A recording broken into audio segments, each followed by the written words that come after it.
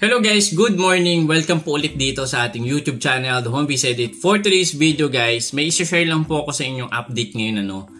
I don't know kung na-experience nyo na din ito. Nag-unsubscribe po ako sa Meta Verified subscription. Then nagulat ako, may auto-deduction siya sa GCash. So be very careful guys kung kayo ay nag-link ng inyong mga payment options or pag bumibili kayo ng stars, baka GCash yung nagamit nyo. So nagulat ako, bigla na lang ulit bumalik yung Meta Verified subscription. And then itong profile picture na to guys, mamaya ikukwento ko din sa inyo kung para saan ba yung mga yan. So eto guys, so nagkaroon ulit ako ng Meta Verified batch. Ayan. So I don't know kung ano nangyari, pero 'di ba nga last time guys, ayoko na talaga mag Meta Verified kasi nga hindi naman reliable yung mga sagot ng mga customer support. And ang ginagawa ko na lang para maalis yung mga violation, nagki-case study na lang ako. Nanonood lang din ako ng mga video ng mga fellow creator natin dito sa Facebook. Nagulat ako, nagkaroon kagad ng Meta Verified. And kanina gusto ko magpalit ng profile. Eto, nakapagpalit ng ako. Kasi nga, ang dami kong na naman impersonator. I don't know kung anong purpose nila doon. Pero kasi yung mga impersonator na yan yung nag-degrade ng ating ng visibility or ng tawag dito ng yung online presence natin, lalo na sa Facebook. So nung pinalitan ko, medyo mahaba yung procedure. Pero guys, pakita ko sa inyo. Ito yung pag magpapalit din kayo guys ng profile picture, meron ako nakita guys, kaya yung iba talaga hindi na-approve sa Meta Verified at yung iba talaga nagkakaroon din ng issue sa kanilang mga account kasi nga yung profile nila guys hindi ma-detect kung kayo ba talaga ito. Kaya iwasan yung maglagay ng profile na kulay black or I don't know kung mga animals yung pictures nyo. Dapat talaga kung profile picture, tayo mismo yung nandoon. Okay, so ito yung mga example. Ayan, okay? So dapat talaga kita yung mukha natin. And then ito naman yung mga bawal. Bawal yung nakayoko, naka-face mask, hindi kita yung mata, 'di ba? Or then nakatalikod. So may issue din po pag ganito yung mga profile na ginagawa natin. Lalong-lalo na kung tayo ay mag-a-apply sa Meta Verified subscription, pwedeng hindi tayo ma-approve. So nagtaka lang talaga ako guys nung pinalitan ko yung profile picture ko. May nakita ko ba't may blue batch verification ulit and nag-unsubscribe na ako. Pero ganun pa man, mamaya i-unsubscribe ko na lang ulit. And nag-auto-deduct siya guys sa GCash. Kaya sabi ko sa inyo, kung talagang i-unsubscribe nyo, tanggalin nyo lahat ng yung Play Store nyo, yung mga nakalink doon na payment method. So madali lang naman makita yung kung saan nakalagay. Tuturo ko sa inyo sa susunod na video, paano nga ba tayo makakatiyak na hindi tayo na auto-deduct. Kung kayo ay meron ding Lazada, Shopee, may auto-deduction na din sila sa GCash. I don't know kung ano nangyayari ngayon. Pero kahapon din nag-order ako ng case ng yung Osmo 3. Nagulat ako, nag-auto-deduct din siya sa Lazada. So I don't know, be very careful guys kung lalo na kung medyo malaki yung laman ng GCash nyo. Nako, baka magulat kayo, may binili pala, may gumamit ng Lazada nyo na order bigla. So auto-deduction kagad yun nangyayari. So yun muna so be aware, lalong-lalo sa paglalink ng mga digital wallet nyo, Paymaya, GCash sa mga online applications. Be very careful guys, okay?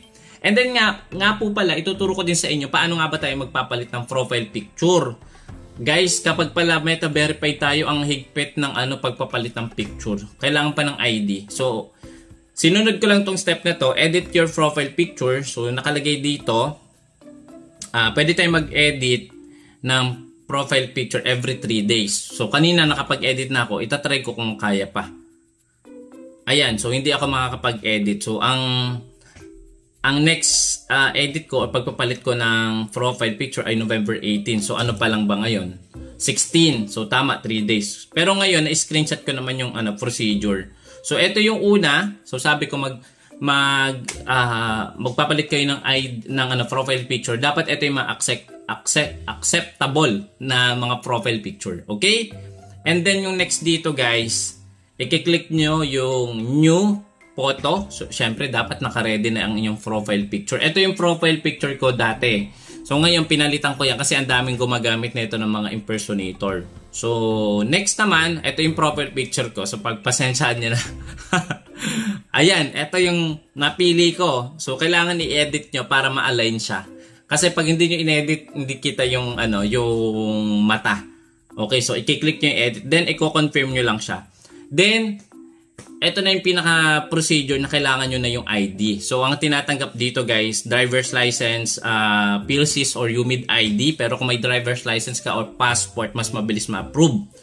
Okay, so agree ko lang to.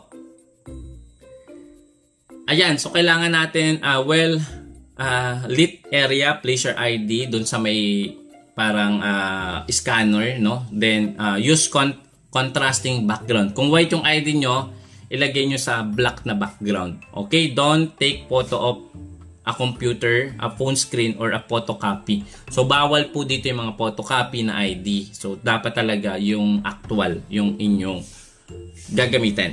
Okay? Then, uploading na. Then, kapag okay na, ito na identity confirmation in progress. So, nagulat ako, kala ko maghintay ako ng 2 days bago mapalitan. Pero, siguro wala pang 5 minutes na palitan na kaagad. Ayan. So, ito yung profile ko. Nakalagay dito, edit verification in review. So, naghintay lang ako ng 5 minutes, then okay na siya. Then, makikita nyo guys dito sa may notification, your profile picture edit was verified and will be visible on your profile. So, mahigpit pala si Meta, lalong-lalo na kung kayo ay naka-Meta verified. Mahigpit sila sa pagpapalit ng profile picture. So, yun lang guys, no? So, sinare ko lang sa inyo. Nagulat ako bigla kasi magpapalit nga ako ng profile picture. Then, meron akong Meta verified na alam ko talaga na naka-unsubscribe na ako at nawala na yun dati. Pero nagulat ako, bigla na lang bumalik. So, yun lang guys, reminder lang. Itong video na to ay para maiwasan natin yung mga auto-deduction, no, na mga payment online, lalong-lalo na sa GCash, PayMaya, or other online platform. Kung may nakalink kayo na bangko or yung mga digital wallet, be very careful, i-secure nyo ulit kung saan ba to na link. Kung lalong-lalo na kung bumibili kayo ng stars or meron kayong binabayaran sa online. So be very careful guys. Baka magulat kayo may deduction kayo ng medyo malaking halaga.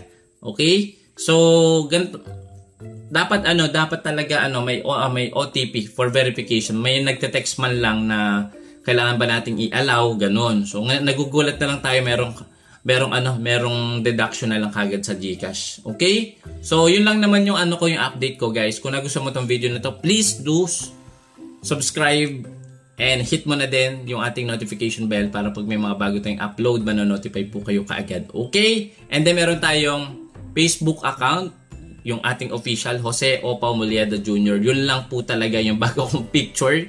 Ayan, pakita ko sa inyo bago tayo. Ayan siya. Ito yung bago nating profile picture. Ayan. So, i-follow nyo po yan.